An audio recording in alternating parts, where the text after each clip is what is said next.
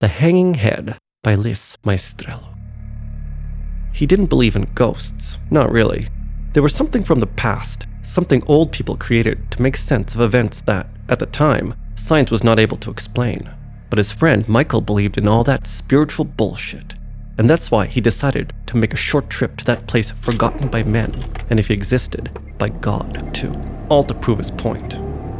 The deal was simple. There was an abandoned house which the superstitious locals foolishly believed to be cursed, and for everything that was sacred, they didn't dare disturb it.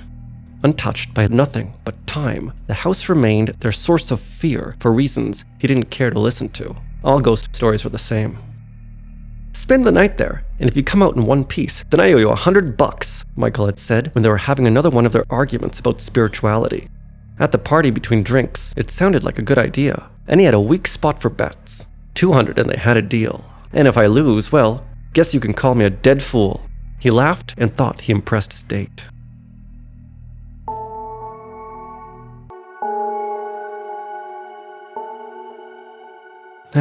Now, standing in front of that decrepit place with his backpack filled with camping equipment and supplies, he felt too old for that type of thing.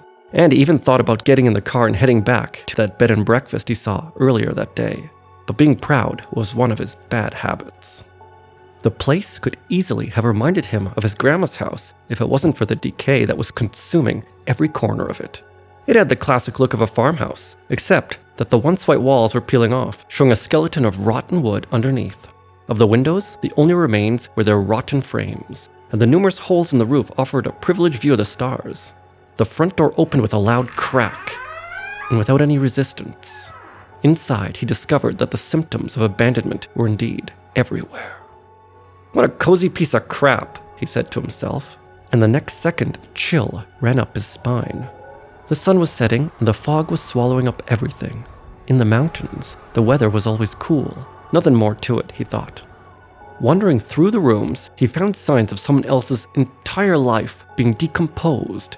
Forgotten furniture and toys, tattered clothes, canned food still on the shelves, old pistols in a locked cabinet.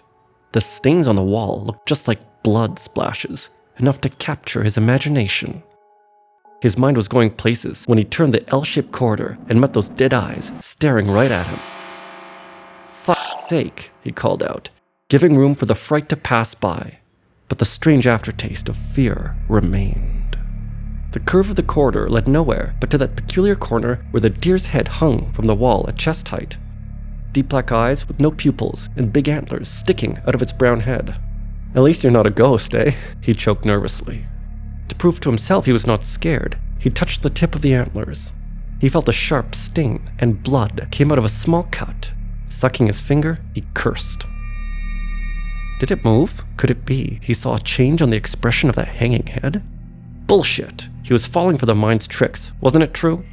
In the darkness, loose thoughts of a solitary mind could create the most terrifying shapes and paint them with all colors of fear. Very well, he had a logical head on his shoulders, but the hair on the back of his neck stood straight up like a pine forest as he turned away towards the living room.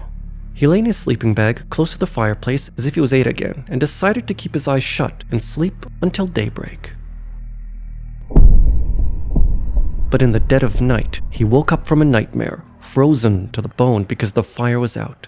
The thick fog had invaded the whole place. He could feel the breath of humidity around him.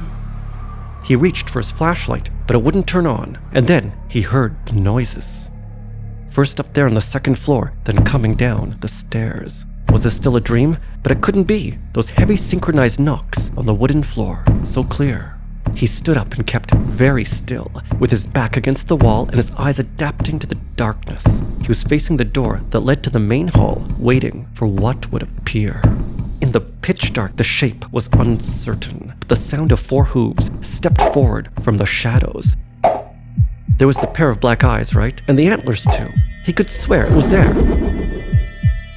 So he ran down the corridor, but could find no doors, and the corridor felt longer, a straight line with no end, and the noise was following him, and it was getting closer, and the flashlight wouldn't turn on, and his heart was beating like crazy. A sharp, crushing pain punched through. The flashlight lit, and gasping for air, he choked in a scream that never left his lips. Those dead eyes were looking into his, and below, sunk deep inside his chest. The antlers were soaked with blood. He couldn't understand. Was he wrong about the turn? Who moved the hanging head here to the end of the corridor?